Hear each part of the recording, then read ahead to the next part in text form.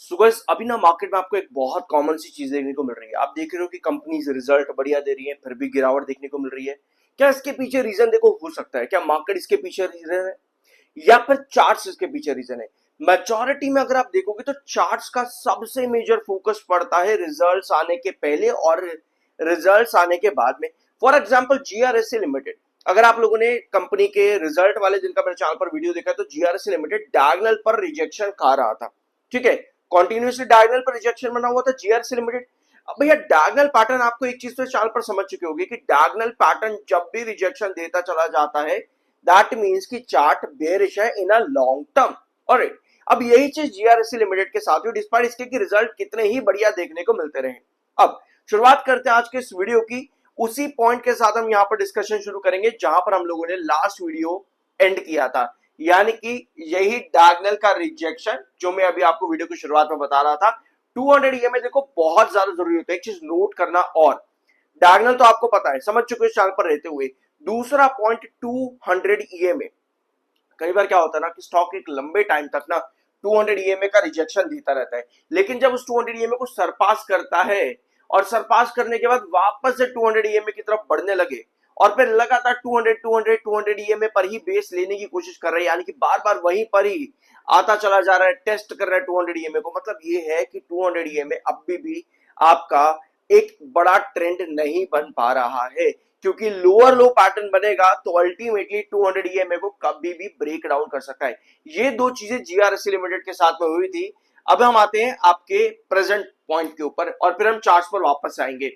August 4 2026, Iran continues Hormuz talks with Oman. US ने signal दे दिया है कि डील में ऑप्टिमिज्म देखने को मिलेगा, ये डील फाइनलाइज हो जाएगी और यूएस और ईरान की लड़ाई अब खत्म और स्ट्रेट ऑफ हॉर्मुज खुल जाएगा। ये एक ऑप्टिमिज्म यहां पर दिया है यूएस ने। ईरान तो भैया कुछ और कह रहा है, यूएस कुछ और कह रहा है, बट इसके बीच में मार्केट को स्टेबिलिटी मिल गई। अब ये पॉइंट मार्केट के लिए बढ़िया है। दूसरा पॉइंट आता है कॉर्पोरेट अर्निंग्स के लिए और साथ में मार्केट्स के लिए पॉजिटिव, वो है आरबीआई का रेपो रेट को अनचेंज रखना। रेपो रेट कितनी थी? 5.25% की। आरबीआई ने कहा क्या कहा कि भैया रेपो रेट में कोई चेंज नहीं आएगा। आरबीआई के गवर्नर ने कोई चेंज नहीं किया रेपो रेट में, और ये चीज मार्केट को स्टेबिलिटी प्रोवाइड करता है। ये चीज आपके इन्वेस्टर्स को अट्रैक्ट करते हैं और इसी वजह से आपका मार्केट स्टेबल भी रहता है और आपके कॉर्पोरेट अर्निंग्स पर भी अच्छा इंप्रूवमेंट देखने को मिलता है इन रीजंस की वजह से। तो ये भी आज के दिन की खबर मार्केट के लिए काफी ज्यादा बढ़िया रही है। तो दो चीजें आपके पास बढ़िया यहाँ पर मार्केट को लेते हुए आज के दिन के अंदर। ठीक है, अब जीआरएससी लिमिटेड ने क्या किया भैया? जीआरएससी लिमिटेड ने कल के दिन अपडेट दी कि भैया हम 38 करोड़ का पोर्ट टग ऑर्डर कर रहे हैं। यहाँ पे कंपनी ने लेटर ऑफ इंटेंट भी साइन कर दिया, सब चीजें हो गई। अब आप कहोगे भाई सब इतना पॉजिटिव है तो फिर भी क्यों गिर रहा है, मुझको ये बता। शुरुआत करते हैं इसी पॉइंट के। अब यहाँ पे टेक्निकली 45.8 पर एमएफआई 40.7 पर आपका आरएसआई है।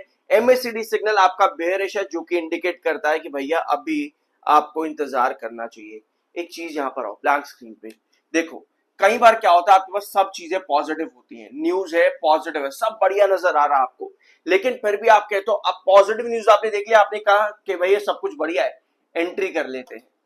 ये देखो, ये एक पॉजिटिव न्यूज पर एंट्री करना एक खराब डिसीजन हो सकता है जब तक आप चार्ट्स को सही तरीके से डील और समझ नहीं पा रहे हो।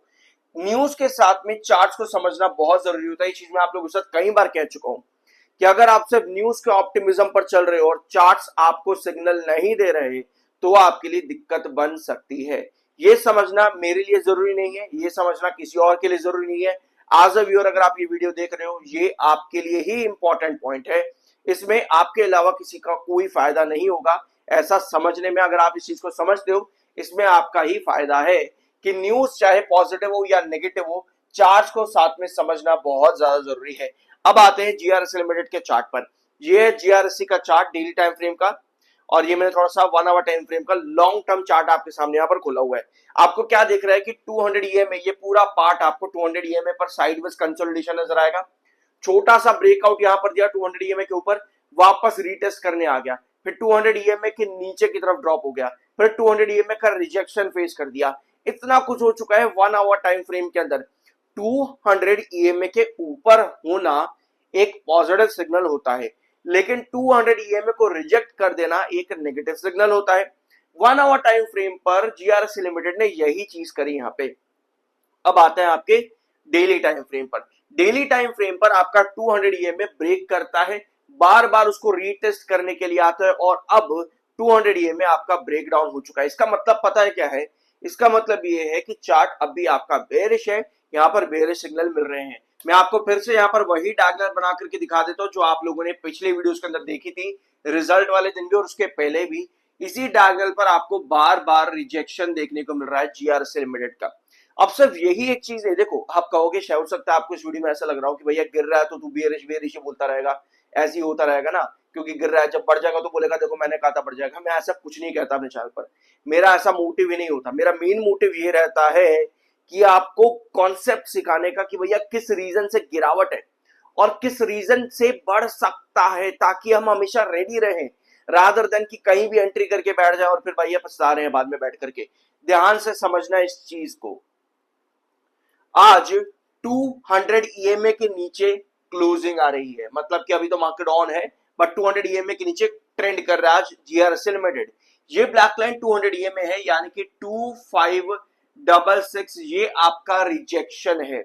ये इंडिकेट करता है कि अगर इस 200 ईएमए को ये क्रॉस करने के लिए भी जाएगा तो ये जो ब्लू लाइन आप देख रहे हो ये 7 ईएमए है, जो कि 21 ईएमए रेड लाइन के नीचे बैठी हुई है। ये सब चीजें इंडिकेट करती हैं कि यहां से अगर छोटी मोटी रिकवरी भी बनती है तो आपका सबसे बड़ा रिजेक्शन 2607 पर बैठा हुआ है। सबसे बड़ा रिजेक्शन 2607 पर है। दैट मींस कि छोटी मोटी रिकवरी में कितना बड़ा ऑप्टिमिज्म मिल जाएगा यहां से 2526 से लेकर के 2607 तक का ज्यादा से ज्यादा। अल्टीमेटली बहुत बड़ा ब्रेकआउट या ऑप्टिमिज्म पाने के लिए आपको क्या करना है? आपको डायगोनल ब्रेकआउट करना है। ये जो डायगोनल अपना रिजेक्शन बना करके बैठी है, आपको इसको क्रॉस करना है, क्योंकि अगर इस डायगोनल को क्रॉस करता है तभी आपका 7 ईएमए 21 ईएमए के ऊपर आ पाएगा, तभी ये चार्ट बुलिश होगा। इसका मतलब ये है कि आपको अभी समझ में आ रहा है कि कब तक मुझे एंट्री शायद अवॉइड करनी चाहिए। समझ रहे हो इस चीज को, रादर देन कि मैं कहीं भी किसी भी मर्जी से एंट्री कर लूं और फिर बाद में बोलूं अरे भैया पॉजिटिव न्यूज थी, क्यों गिर गया, ऐसा कैसे हो गया, लगता है मैनिपुलेशन है, लगता है ये ऑपरेटर गेम है, रिटेलर को फंसाया जा रहा है। यही सब चीज आपके दिमाग में जरूर चलती होंगी, तभी से इसीलिए चार्ट्स को समझना जरूरी है। डायगोनल पैटर्न जब भी आपका रिजेक्शन बनता चला जाता है ना रेगुलर बेसिस पर, मतलब कि ये है कि आपको डिप मिलने वाला, और वही डिप इस समय जीआरएससी लिमिटेड के अंदर चल रहा है। इसका मतलब ये है कि अल्टीमेटली आपको इस डायगोनल को क्रॉस करना है। छोटी सी रिकवरी अगर बनती भी है तो 721 ईएमए पे यानी कि 2607 पर आपका रिजेक्शन काट करके फिर भी आपको फॉल देगी। समझ रहे हो? अल्टीमेटली बड़े ब्रेकआउट के लिए 7 ईएमए का 21 ईएमए के ऊपर आना जरूरी है। ये डेली टाइम फ्रेम का चार्ट पैटर्न आपको अभी बताता है। और हम बड़े और भी बड़े ब्रेकआउट्स की अगर हम बात करें, फॉर एग्जांपल 2607 तक की आपकी अपॉर्चुनिटी क्रिएट होती है और साथ में फिर डायगोनल भी क्रॉस आपका करता है। मैंने एंट्री कर ली, चलो ठीक है, डायगोनल क्रॉस कर लिया, मैंने एंट्री कर ली, मेरा सबसे बड़ा रिजेक्शन फिर बनता है 2750 पे, और तब मुझको 2750 क्रॉस करना पड़ेगा।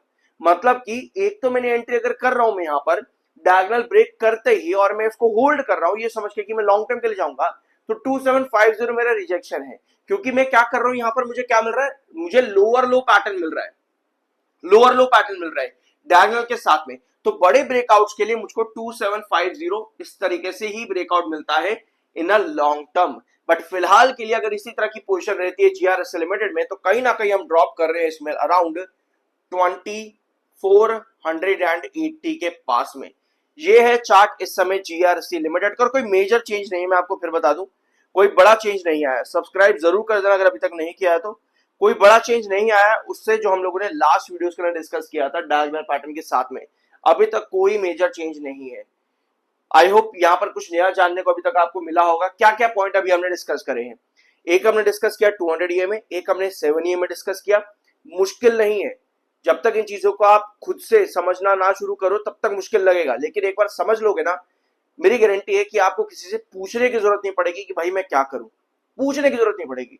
लोग कमेंट बॉक्स में आते रहते कि भाई मेरा यहाँ पे फंस गया, भाई मैं यहाँ क्या करूं, भैया इतना कब जाएगा, भाई उतना कब जाएगा, ये बता वो बता।